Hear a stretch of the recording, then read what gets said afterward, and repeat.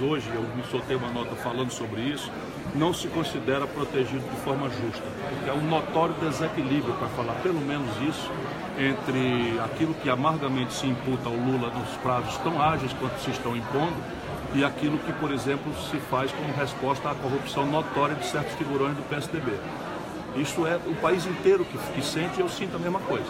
Mas qual seria então a saída? Tem uma ordem judicial que não, ordem judicial para o professor de direito, a gente responde simplesmente se cumpre. Ordem judicial se cumpre, mas eu não quer dizer que não haja recursos a se considerar. E o grande problema no Brasil é que nós montamos uma estrutura judiciária muito antiga e que se atribui por crimes comuns, se permite 4 graus de jurisdição. Isto é que é o errado.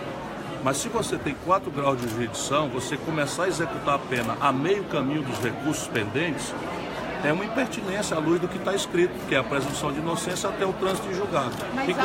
Desculpa, você pode dizer o mais que quiser, ele está falando aqui o velho professor de direito. Então, se a gente quer fazer justiça, e a população brasileira tem sede de justiça, nós temos que corrigir a hierarquia processual brasileira. Durante a sua palestra, o senhor ainda falou da questão do tratamento que seria dado ao ex-presidente Lula também, da falta de cuidado, seria essa a sua palavra?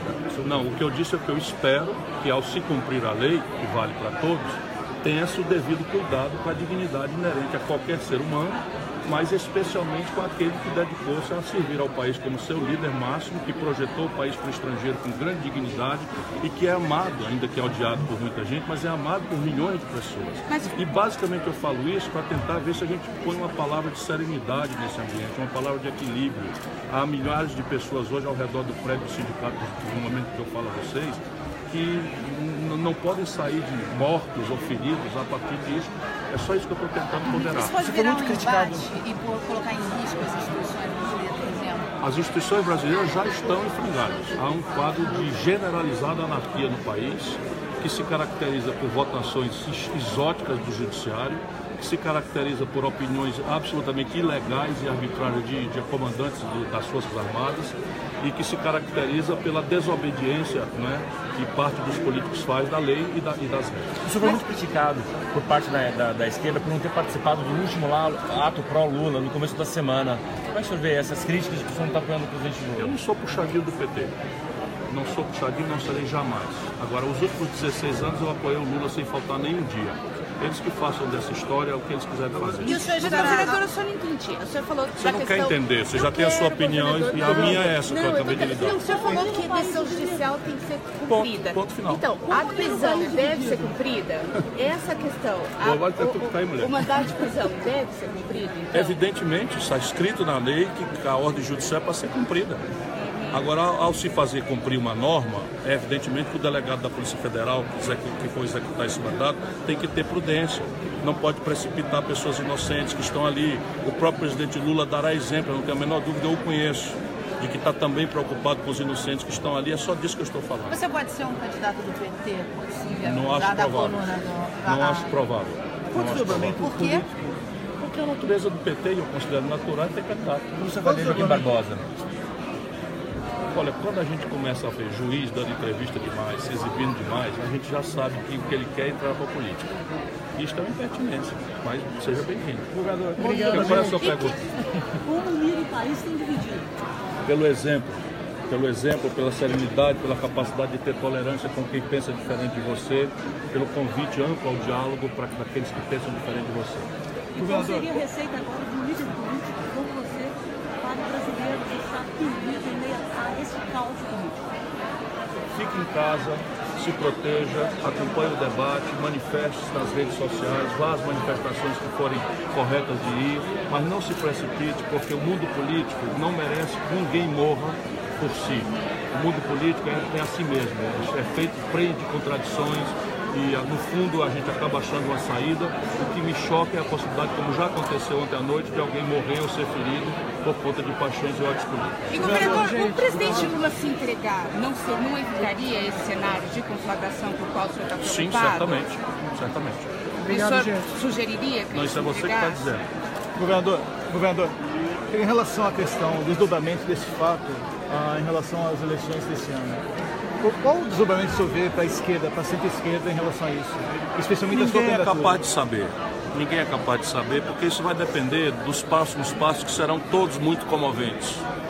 Não é? Ainda que haja esse ódio extenso que se manifesta, especialmente nessa turma mais fascista, como acabamos de ver, esses bolsominions amalucados que estão infestando o debate brasileiro, você tem paixões também, né? Os ódios e paixões.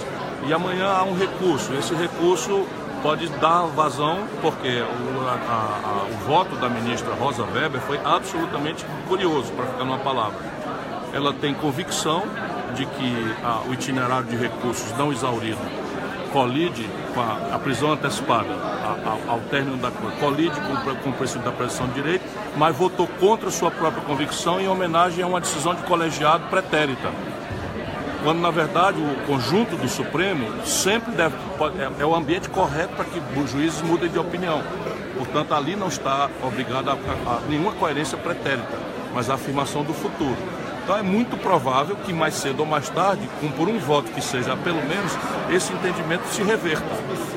E aí o presidente Lula será solto.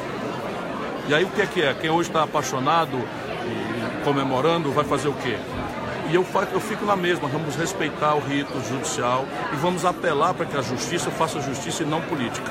Obrigado, gente. Essa existência do dever da candidatura do Lula, independente de prisão, de qualquer decisão, isso não pode trazer muita instabilidade para os mercados, para eles? Para o mercado pouco me importa, não é o caso. Isso introduz uma instabilidade grave na sociedade brasileira e, portanto, também num dos seus aspectos, que é a vida econômica. Essa eleição pode estar comprometida? Não há força capaz de hegemonizar, né, o poder real no Brasil de maneira a introduzir na Constituição uma ruptura do calendário eleitoral. Nem esses movimentos que a gente tem Nenhuma força tem. Nenhuma força há.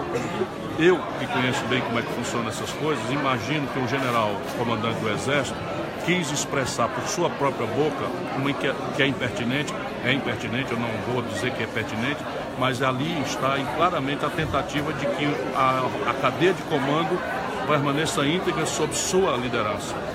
Portanto, ele falando, ele subordina todos os outros ao seu comando. É ruim que uma república, a essa altura como a nossa, ainda tenha que ouvir pito público de militar.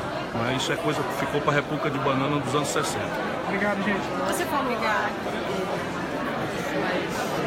prioridades especiais, tomar a formação por agente capital.